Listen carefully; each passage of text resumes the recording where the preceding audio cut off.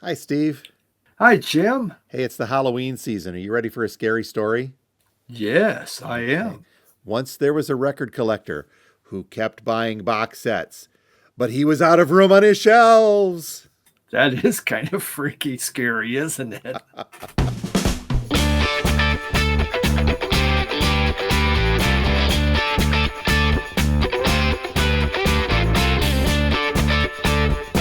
And welcome to Two Guys Talking About Records. That special podcast where two guys just talk about records and also say how they're cutting back and not going to buy more, and it just keeps coming. So I don't know. You can decide to listen to us or not with that. But I am Steve, and I am a record collector. And my name's Jim, and I own a record store. And I'm sorry, I didn't mean to scare you so much with that, Steve, but it's that time of Well, year. we all know that I'm already looking at more. So, oh well. Oh, well, today on the podcast, Steve and I are going to be talking about scary album covers. And this is a tough subject, but it can be a fun subject because the idea of what is scary nowadays is really subjective. And what was scary for you and I in our younger days is now just completely, come on, we see better than that on network television. That's right. It's like in the 50s, Creature from Black Lagoon used to be scary Oh, when we heck yeah. watched that. And now it looks like a guy in a rubber suit. Yeah.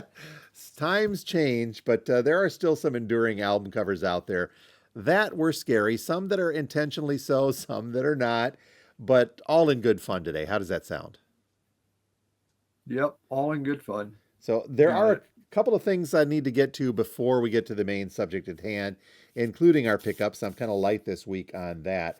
But for those of you who rather listen to us on Spotify or watch us on Spotify, there was a little hiccup last week. I don't even know if I told you about this, Steve, because I've been busy here at the store. Mm-mm. Um, I got a note from Spotify that last week our episode on the phony bands, fictional bands, got blocked in the U.S. and Canada and pretty much most of the civilized world because they said that there was a copyright violation with the open music. So they blocked it, and I figured it was a mistake. I re-uploaded it. It got blocked again after a day or two. This time, though, in my queries, they said that the music had been recently changed. So the place that I got the copyright-free music from that we've been using as an open in the podcast for the past 50 to 60 episodes is now all of a Yeah. sudden copyrighted and blocked. Now, they only blocked the one episode, and I've got this mammoth fear that they're going to start backing up and blocking all the old episodes that have this. And if that happens, I don't know what we're going to do because when it goes into Spotify, it also blocks it on Apple and iHeart and Amazon. Spotify is Oh. kind of the gatekeeper that feeds all of those other podcast sites. So if you're on Spotify and you don't see us and you don't hear us, well, you're not going to worry because it's not there. But I changed the music, Steve, for this week, so we'll see if that one Okay.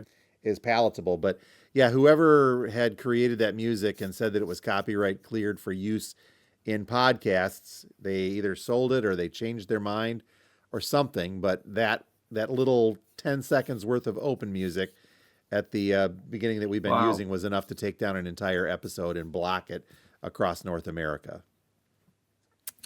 Maybe, Yay. maybe we just need to do opening music with you and me doing kind of a free jazz version of an opening. There we go. La, la, la. You do that, and I'll try my beatbox skills from the 80s, Okay. of which there are none. Holy smokes. So I'm working on that with Spotify right now, just because I mean that is the gateway. We do get about half of our viewers, half on YouTube, and roughly half on Spotify and all the other podcast platforms. So it's not something I can Mhm. just go screw you guys. We're going home. We're Yeah. just going to play with YouTube. So I'll get that worked out. But I'm also working on another venue outlet of sorts for this. And once I get that set up and around, I'll let you know, and then we'll let folks know down the line. But just in case you go looking, and I'll put up a note on our Facebook page too that there's been some issues with Spotify and the YouTube stuff is there. Go figure. But I think I got it because it was YouTube friendly music, and tried to carry that over to Spotify, but Sure. we'll see what happens from there.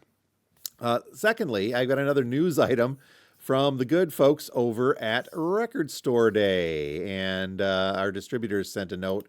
Actually, let me call up the Record Store Day website here, Steve. It turns out that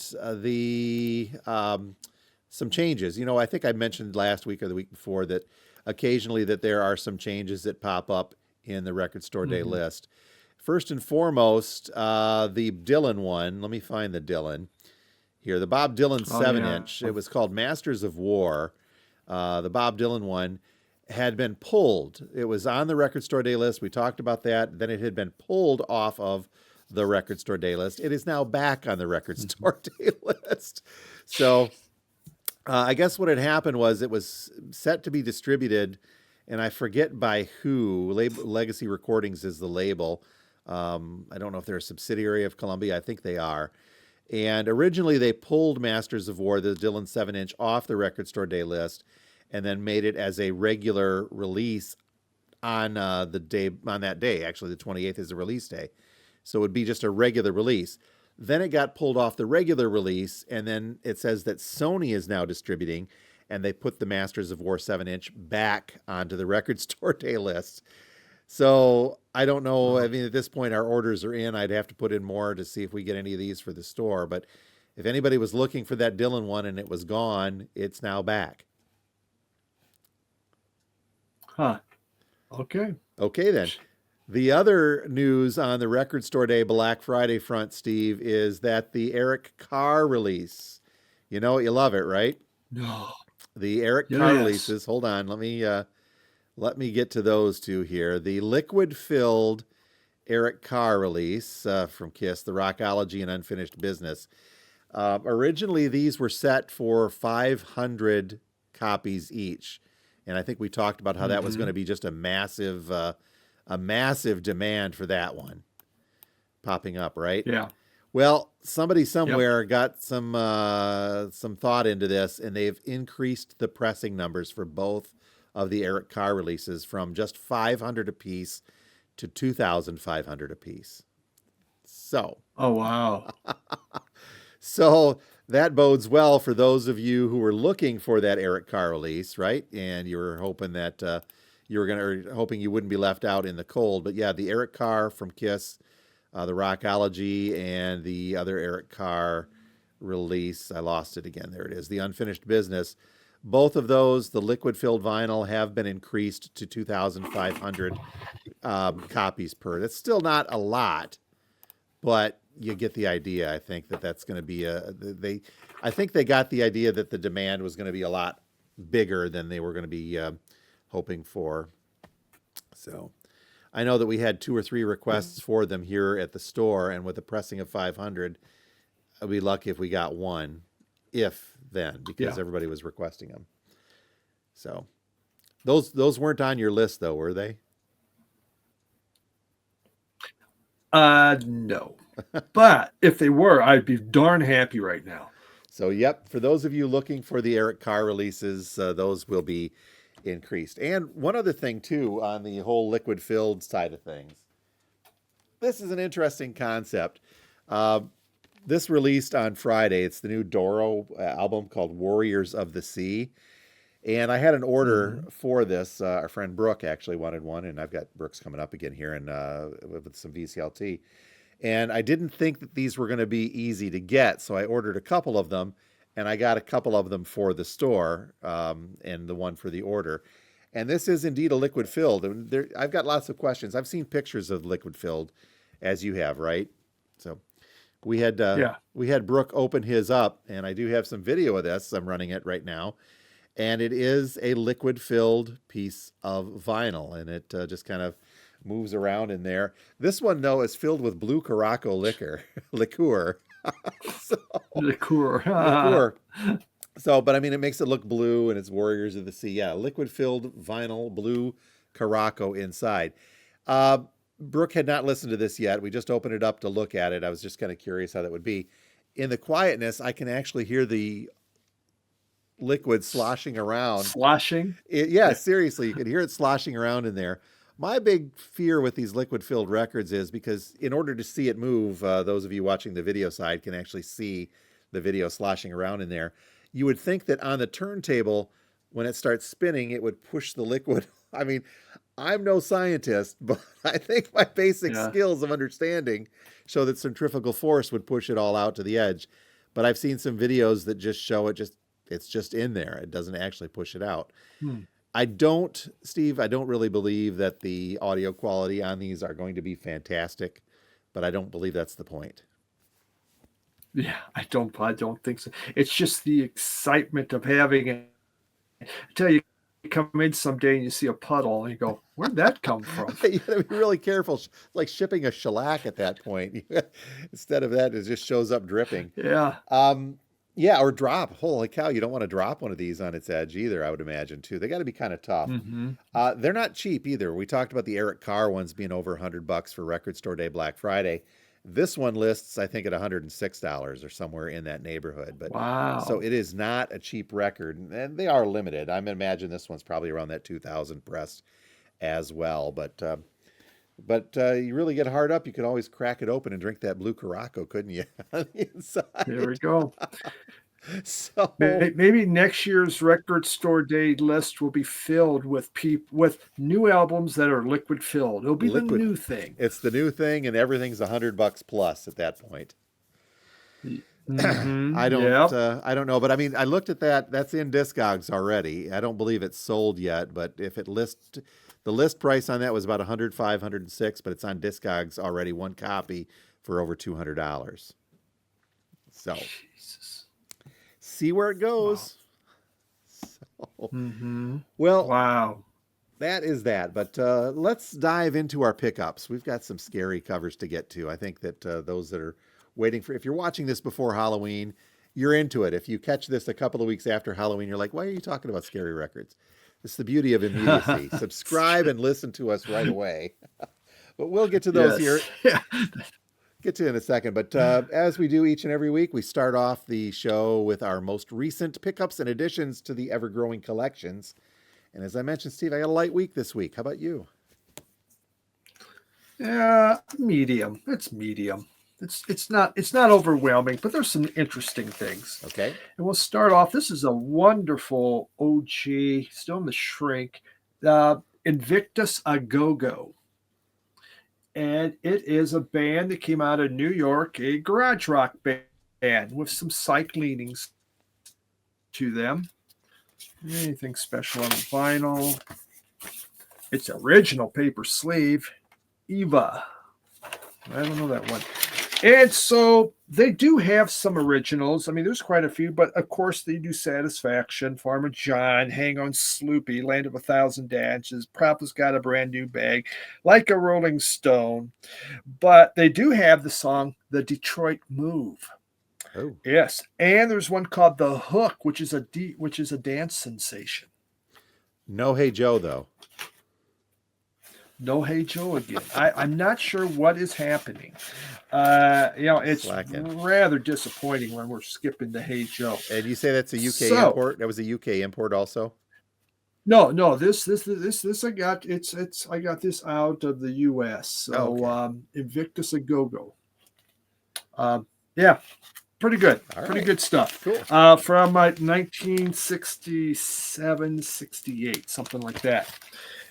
Then brand new album from a group I really enjoy, Massage, and the name of the album is called Coaster. Massage is dream pop and jangle, a lot of jangle in Massage. There we go. And this is the third album. I have all three of them, and really good jangle pop type band. But there's also that dreaminess that goes with it. So, it just came out. I ordered it off I pre-ordered it off Bandcamp and actually remembered I did. So I didn't ask you to try to find me one. That way I could get two. Dream pop jangle seems like a very odd mixture when you put the jangle, which is typically more upbeat and jangly, I guess, if you want to put it in there, and you toss the dream pop. I'll give those guys a listen when we put together the playlist. That's right. When we do that. Then from Acoustic Sounds, the Howlin' Wolf. There you go. And this does sound really, really good. Moaning at Midnight. Nice. They're doing this just like Tone Poets, man. The pictures on the inside like that. Uh, very, very nice. Heavy 180 gram vinyl. The sound quality is top notch. It sounds super good.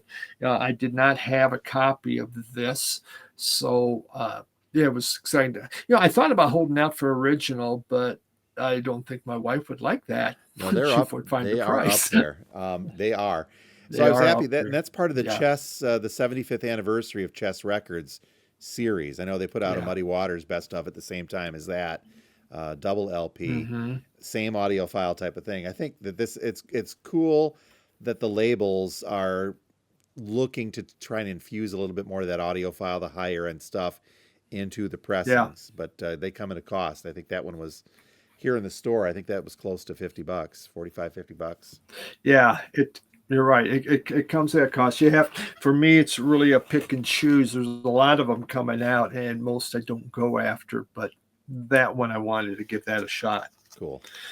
Uh, then out of Italy, because we got to have some Italian music, and I had to order this from Italy, the Sick Rose, and its Faces.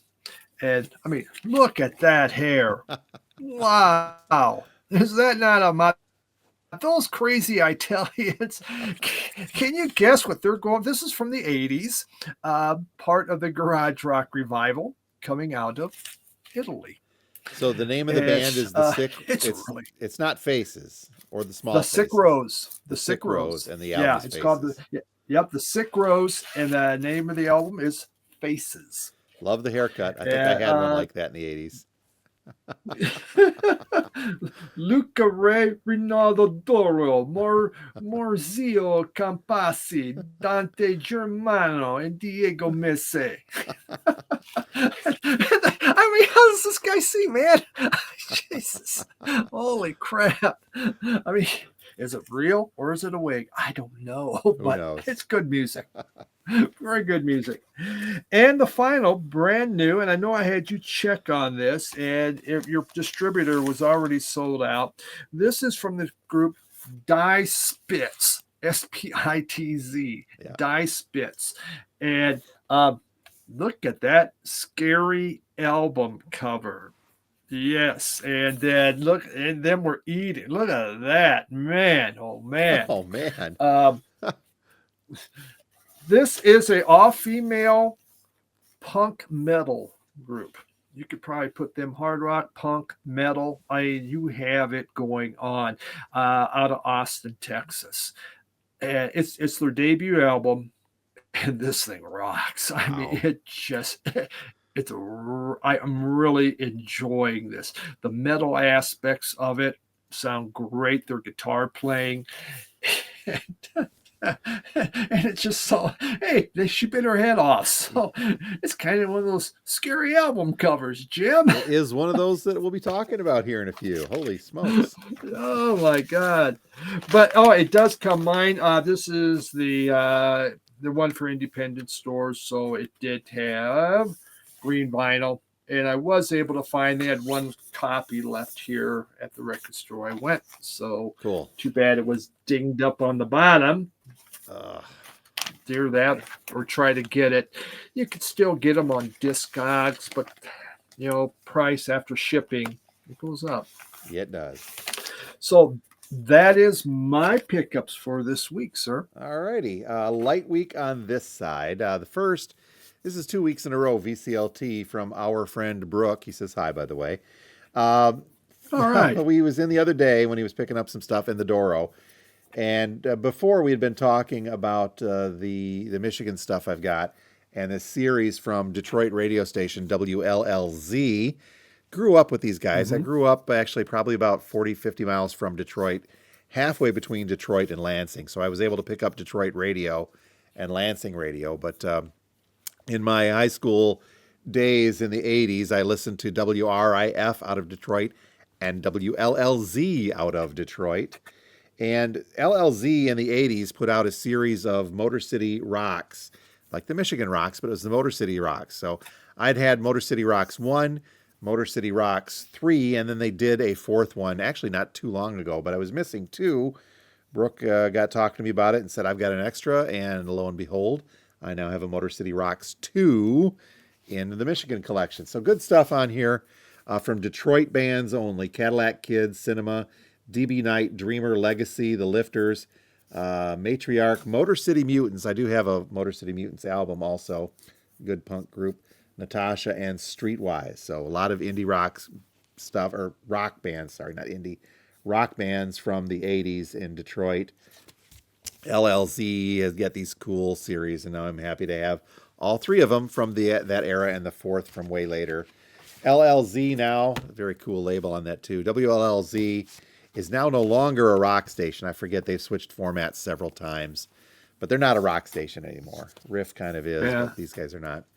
And then the only other pickup was just a used copy. I've had this come through a couple of times, and I like Sturgill Simpson's stuff. It ranges from the more modern bluegrass to almost the country rock sound to just that straight up rock album that he put out with Sound and Fury. Yeah. This one, though, is from 2016, and it's a Sailor's Guide to Earth. This is also, I believe this is a concept album also. I've got to go back and listen to it. But just very cool graphics on the inside, the gatefold. Yeah. And the vinyl itself on this one. Nope, this is the black vinyl version of that. But so it's good stuff. This one's kind of got that mid-ground where it's not quite country and it's not quite rock as well. But the Sturgill stuff I've been digging. So it's just a neat one. I've been meaning to add that to the collection of the Sturgill stuff for a while, and now I've got one to throw in. All right. So that is a quick check of my goodies, Steve. And as we do with all of this stuff that we'll talk about today too, I'll put together that Spotify playlist, provided we're on Spotify at the time.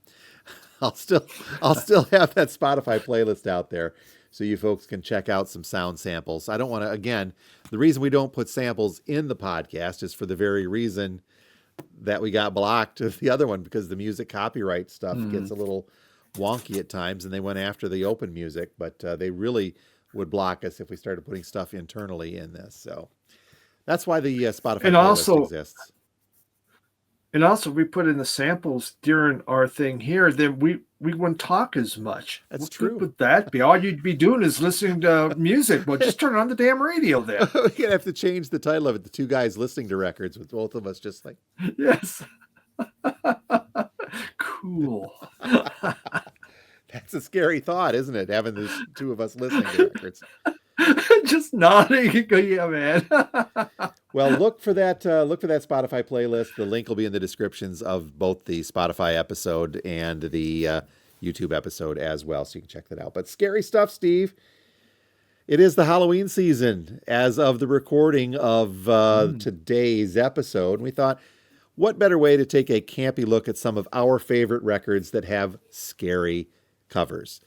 And we've talked about album artwork before in the podcast and how that's really kind of the gateway that leads you into, at least in the olden days, this is a get off of the lawn moment for us.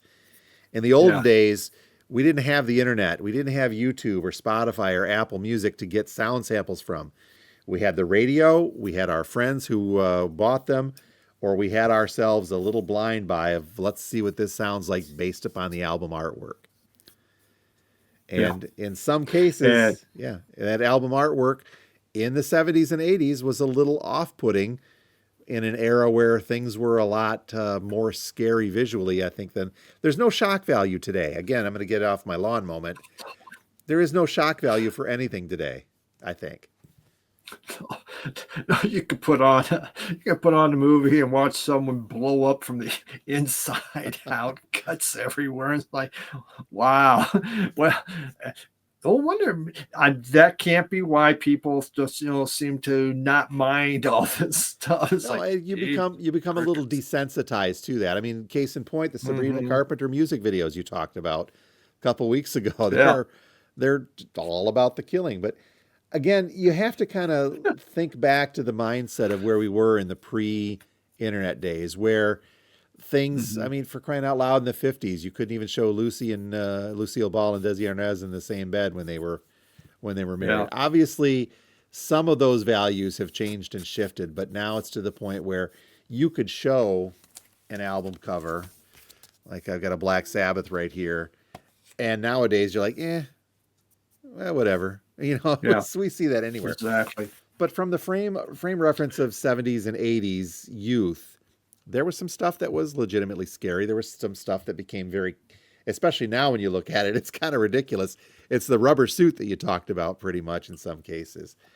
Yeah, But there still was some very stuff true. back then that and I remember sometimes when my parents, when I was much younger, oh, you can't get that one. You can't get that Yeah. one. But And I was lucky.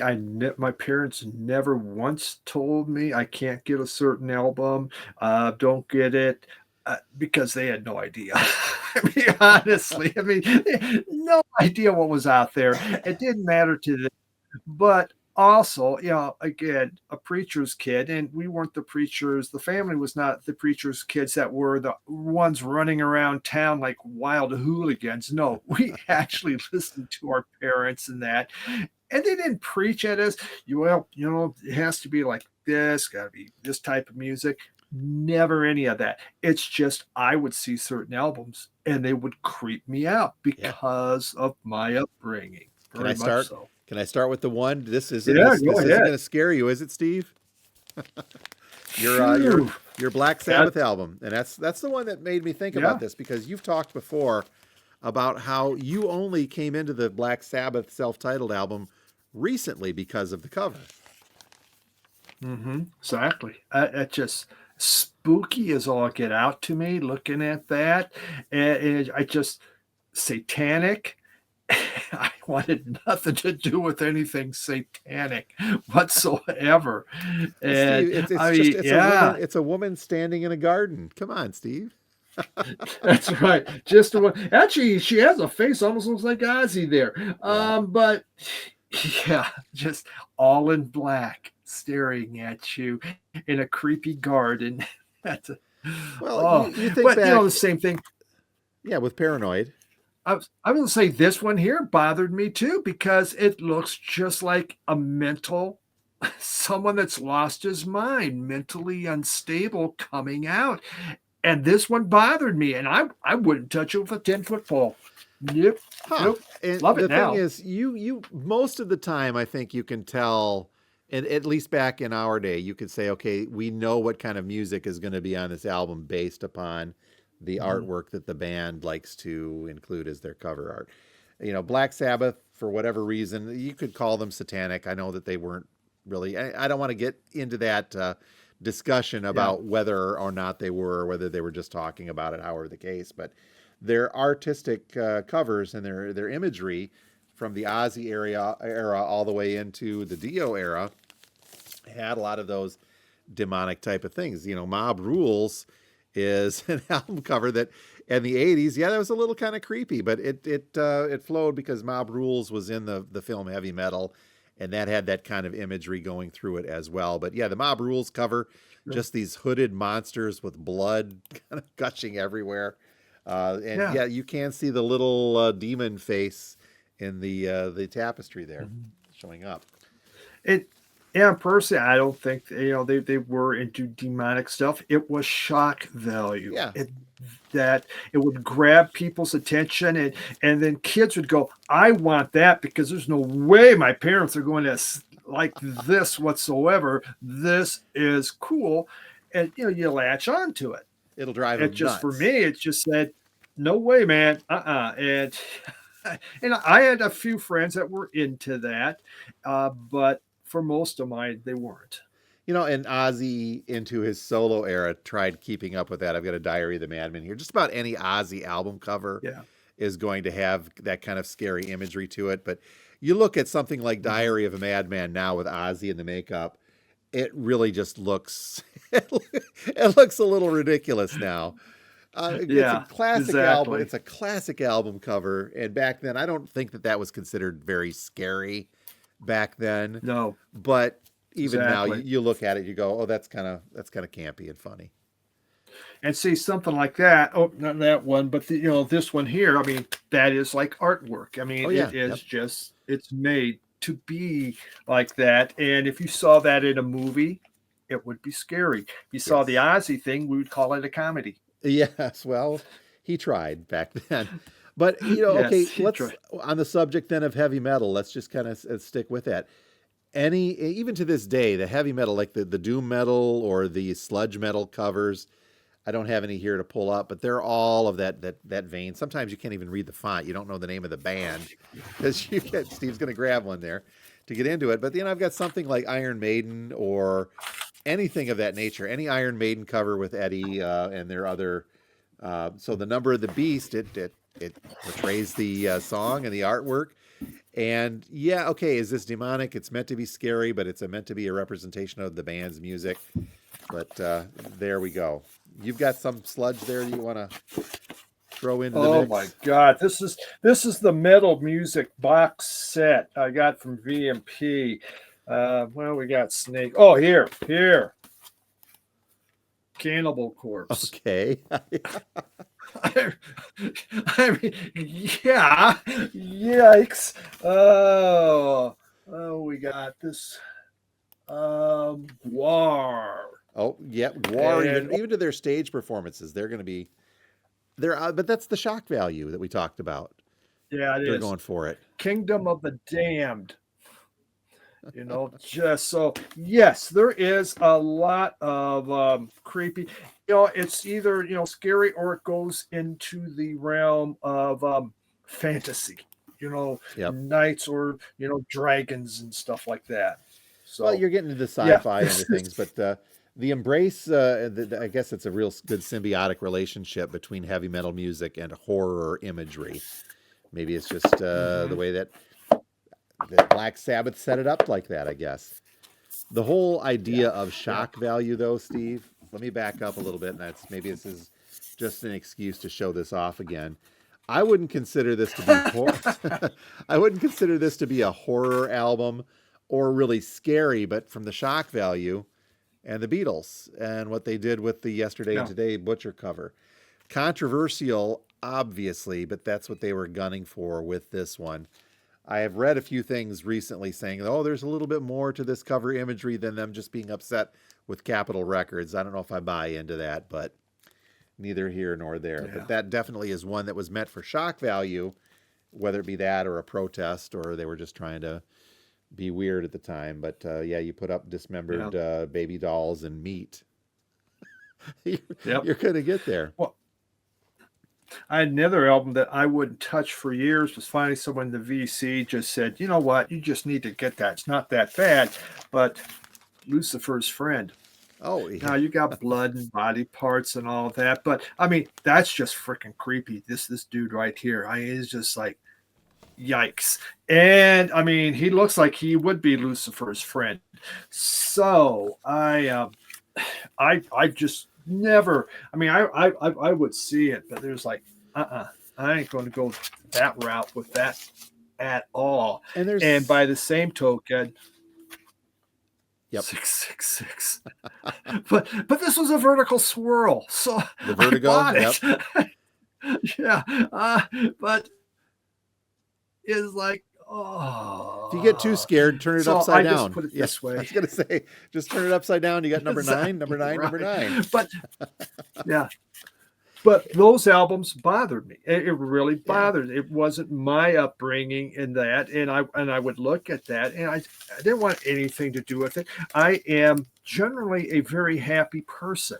I found nothing happy about 666 or Lucifer's Friend. It wasn't making me laugh and go, yay. I know. No. cheery thoughts.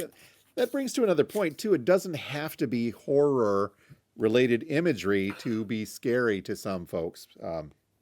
Yeah. It could just be, well, just creepy in its general. And I think 666. kudos to the artists for trying to go in that direction, saying we don't need the shock value when we could just put up some stuff that is just generally creepy to begin with.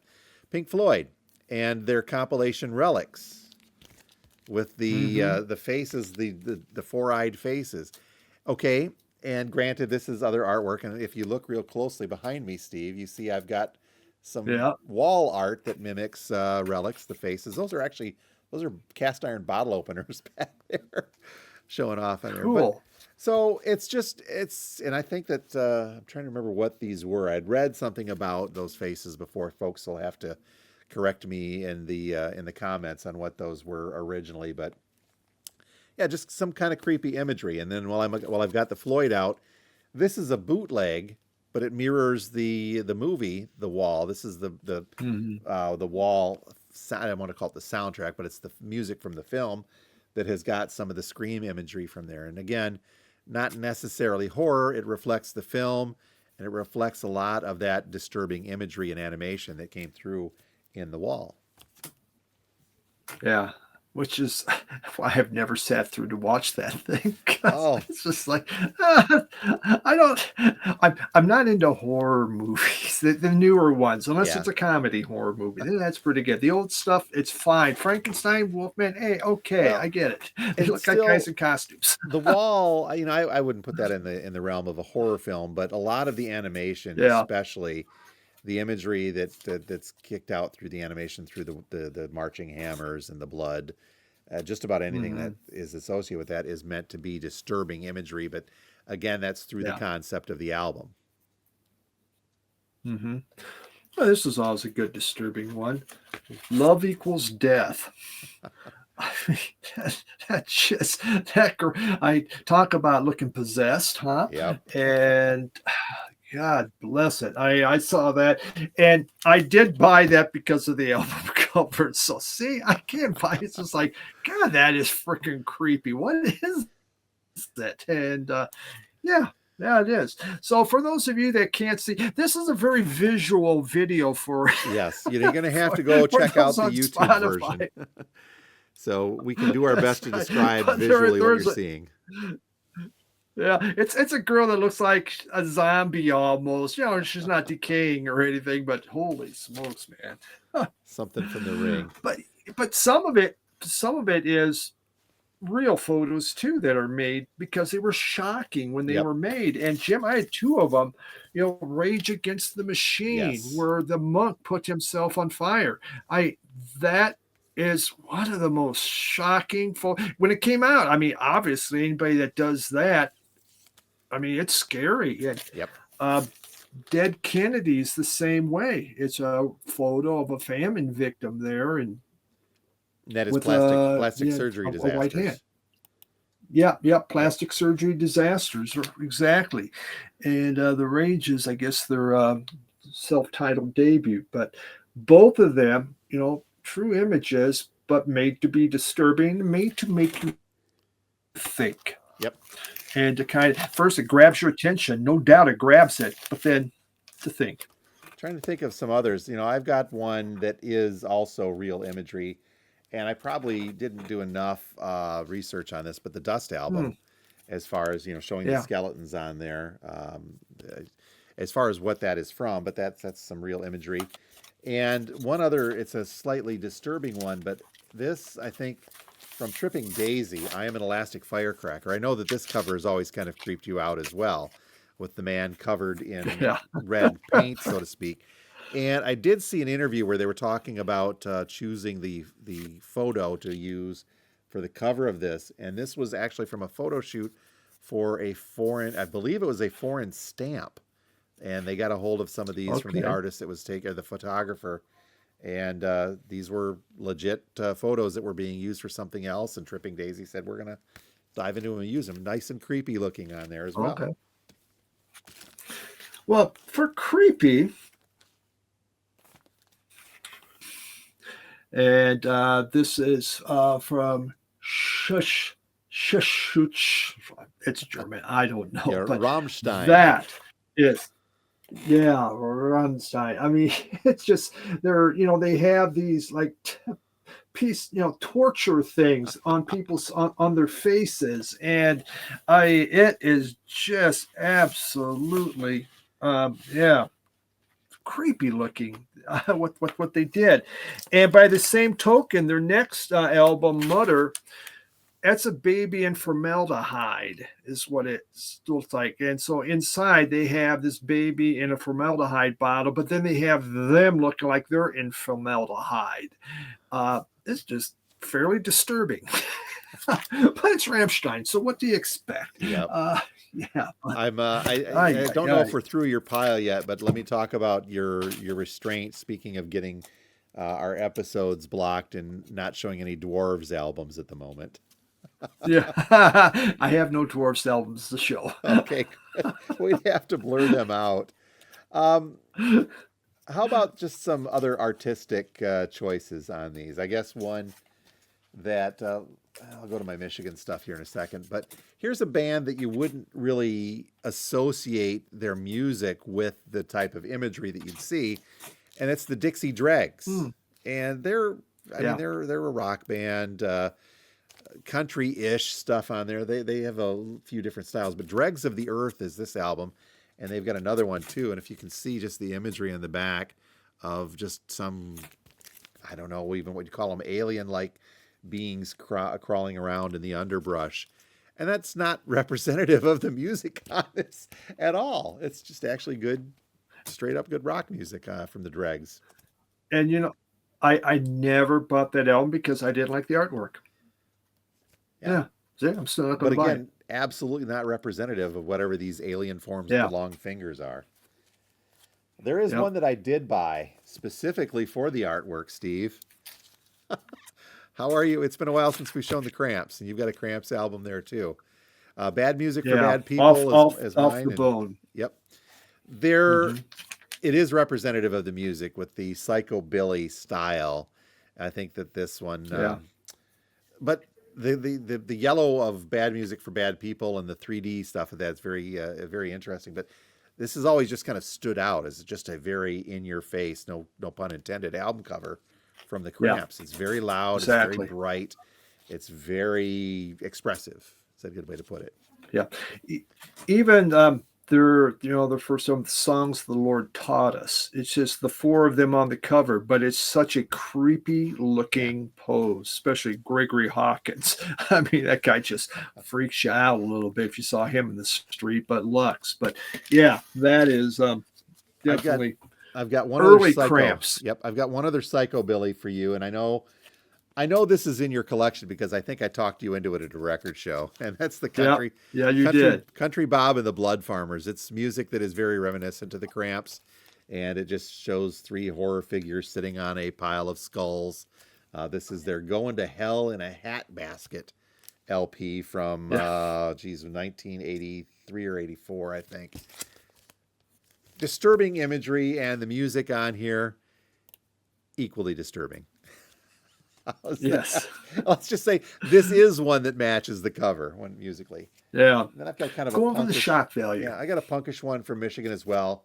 It's the band Gargoyle Socks. These guys are kind of punk / alternative, and we've got a Headless Horseman type vibe going. But he's a businessman. Let me zoom in on that. It's an interesting concept. It's a headless businessman carrying a semi-automatic rifle, riding a horse with his briefcase. The Gargoyle Socks. Right. Okay. The Headless Horseman just used the sword, but now we got a semi-automatic instead. Well, and the briefcase. Don't forget that's a weapon too. Yeah. Yes. I gotta keep up with the times. I had this from the group The Devils, and just the gal with a head on the platter cut off. It's actually her husband's head. They're a husband and wife duo. But I'm sitting there with his, that one was. And this group always made some pretty interesting ones. Alien Sex Fiend. Yep. And it looks like a creepy child alien almost, or ghoul. I'm not sure, but super razor sharp teeth like a piranha. Yep. And just very creepy. And the last one I had was, Blue Oyster Cult. There we go, the skeleton and the sickle and everything. Their greatest hits. They were more those sci-fi, but they also would go into, the horror. Some fun stuff. A couple of, speaking of that, horror films. I think soundtracks are also a good place to look for some of these too. Now, I have an OG of Return of the Living Dead. They just reissued this. And I think you've got one in a box headed your way, Steve, on that. But yeah, that's a cool soundtrack. Cramps are on that. It's a lot of fun, a lot of punk stuff on there. But a favorite one, not so much musically, but just because it's a great movie. This is the Mondo version of the Shaun of the Dead soundtrack. And the imagery on the cover of the Mondo version, they've got the 3 films in the Edgar Wright Cornetto trilogy that are all kind of the same. But Shaun of the Dead being the horror film in that genre, they did a great job with the artwork on this, especially when you open it up representing the film and you get the gatefold open here and you just get the zombie apocalypse personified in the Shaun of the Dead cover. Very cool. I hate zombies. I can't watch a zombie movie, man. No, I hate it. Except Shaun of the Dead, because that was funny. That was funny. It is a comedy, yes. Yeah. There's a more current album. I know that we had when this was released, it kind of creeped you out because of the cover so much you had to get a second cover, and that's the new Wet Leg album. Yep. No, absolutely not a horror. I had to get cover. the non-creepy version. And the non-creepy version still had a zombie on the cover, Steve. Yeah, well, he was like more of a hobgoblin. Sitting on the couch with them. But yeah, when this came out, there's no horror aspect to it other than it's a little creepy. You see them with the elongated fingernails and the very creepy stare that you get from there. But I think that qualifies as somewhat scary, if not creepy. How's that? I agree. Yes. It grabs. It's an attention grabber. Now there are some. I've got a couple that they're not in my collection. These are some store stock that are still sitting here that folks may consider scary depending upon your attitude. I forget what the technical term is for folks who are afraid of clowns. I was looking for a clown one. Yeah, the Scottville Clown Band, Scottville, Michigan. These guys put on a parade. I think it's been going on for decades. But yeah, it's you've got some a full band of clowns meant to march down the street in Scottville, Michigan. If we can see the parade, that it's an actual parade and event, and it's just marching band music done by clowns, which could in and of itself be scary. My youngest son, my youngest son has a fear of clowns. He claims it's because I had them watch the television It thing back when he was very young. I mean, like 5 or 6 year olds couldn't handle it. What the heck? The television one was scary, but it did not hold a candle at all to how scary the book was, and that was even clown scarier. Oh yeah, no, the book was very scary, but the TV one for a 5 or 6 year old, I guess it really kind of ruined his whole thought about clowns. And to this day, he don't like clowns at all. So yes, good parenting. That's called good parenting. I've got one other one here from the store stock, and absolutely not an artist that you would associate with a scary or creepy album cover in any way, shape, or form. How about this one from Dean Martin? Okay. Now, on its face, it's no biggie. The name of the album scares me. It's Happiness is Dean Martin. It's just that the album cover is him holding on to a creepy looking baby doll and looking at it he's probably had a little too much to drink and he's wondering what he's holding on to. But I think that tends to be a little creepy in that point. Or is that just me? That's creepy in a different way. No. I had another one. Good thought on that. I couldn't for the life of me find it. It was a early 1960s album about ventriloquism and being like a ventriloquist. And the cover was, I wish I could find it, but I couldn't. I'll have to send it and share it with you down the line because, of course, I'll find it after we're done taping today. So, yeah. Yep. So, you know what, Steve? I have one more thing. I forgot all about this one. It doesn't have to be creepy in any way, shape, or form, but this album scares the heck out of me. It's Bela Fleck along with his group, The Dreadful Snakes, and the album is called Snakes Alive. Steve, I am frightened of snakes. I hate snakes. Really? But this album's all right. No. Yeah. I always used to grab the snakes by the tail and used to whip them around in the air and let them go. Well, Look at them fly, baby. now we're going to get the episode banned for snake cruelty because of Steve. Yeah, you're right. I think Well, we won't go into toads then. no. I think more than anything, Steve, like I said at the beginning of this, it's really a subjective. You know, what one person Hmm. finds creepy or scary or frightening, somebody else is going to just revel in. Because I know folks that absolutely love horror films. They think it's the greatest thing in the world. They love being scared by them. Yeah. But at some point, that desensitivity kicks in, and you're just looking at the imagery and laughing at it, like we did kind of with the Ozzy covers in through there. But Yeah. I think a part of me, Steve, longs for the world where you could be frightened by something like that and not be as desensitized as we Yeah. are today. There's a little bit of innocence that goes along with that, you know, albeit aside, okay, you're trying to love, some people like being scared. It's fun for them to be scared of things Mhm. that they know are not real. How's that? Yeah. Well, you just look at all the haunted houses Oh, yeah. throughout the United States now, and people will pay big money to go in and have the bejesus scared out of them. Yes. Someone Yep. jumping in there, and they love it. I have not gotten into line for one of them. I mean, I don't like having the bejesus scared out of me. me, Just me not either. my But thing. and two, with Halloween, isn't I think we've talked about this before. It is next to Christmas and probably surpassing Christmas. It's one of the most decorated holidays you'll see out there. I mean, you drive around here in Midland, Michigan area, every other yard has got 10-foot skeletons adorned all around them. Folks love Yeah, decorating it up with the scary stuff. we were just out last night driving around looking at that. I took some video that will be on some of my future podcasts, but we're talking yards that had thousands and thousands of dollars worth of animatronics. Not at Wow. one, not two. We're talking toward 10,000. But they were amazing. Yep. Between that and Christmas, folks love to decorate and celebrate the season, I guess, right?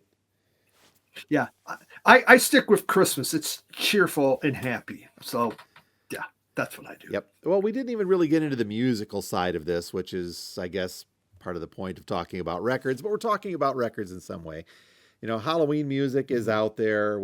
I've been carrying some here in the store, whether it be, specifics. I've got a couple of compilations that are Halloween type songs or the Monster Mash or Yeah. anything of that nature. That's all well and good, but the covers, I think, are still fun to look at. And I can remember the time. Yeah, I was kind of scared of that cover, but that's why I got it, because it was kind of neat. And you held off, but I'm Yeah. glad you finally embraced the Black Sabbath covers.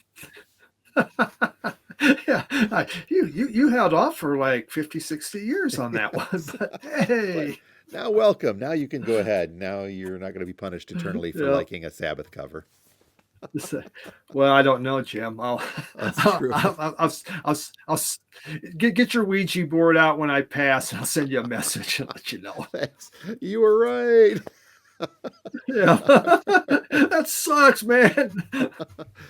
Well, on that note, Steve, I think we're going to go ahead and wrap up things for the week of two guys talking about records. I hope it wasn't too scary for you. We'll find out tonight if I don't sleep. I'll be There you go. tossing and turning. Go throw on a Cramps album. That'll help you get some rest. As well, yes. All right. Well, you folks have been listening to and or watching two guys talking about records. If there's an album cover out there that you are particularly fond of because it's a little bit creepy or a lot of it scary, let us know in the comments, and then feel free to chime in with some of your spooky favorites. How's that? That sounds excellent. Yes. So until And next then time, we'll see if that creeps us out. there we go. Until next time, my name's Jim, and I own a record store. And I am Steve, a record collector. Bye, everyone. See you, Steve. Have a good week.